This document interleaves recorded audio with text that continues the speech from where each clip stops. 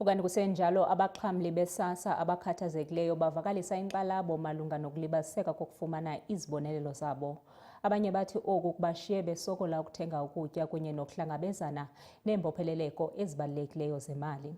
Bakwagxeka unxibelelwano lwesasa malunga nenkqubo yokuhlaziya iinkcukacha zabaxhamli. Akakgola last week ba itse re teka je go ruletsa gape dipampiri tse ding gore re tlo thola tšhelete ya rona ana re tsebe re tlo e thola na ba bang ba re e thola next month re understand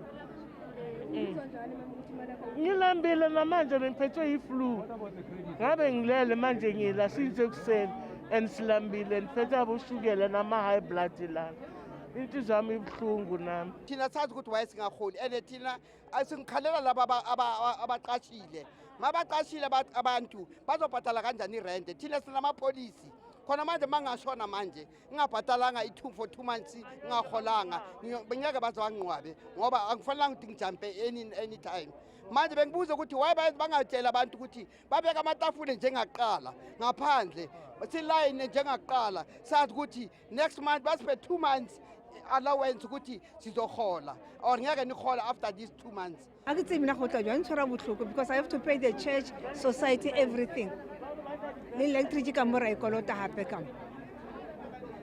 So angazi what masayithuna. Khona manje amapolisi zayalapsa siyabhatala indleko ukuthi warrant payers siyabhatala amanzi nogesi nolo. Where do you expect ukuthi izawuthathwa phi imali? They must be pushed by force these people ukuthi bakhiphe imali yabantu akuseyabo nabo baku government bahola umndende kwayena ubamba ophosa ukhula umndende.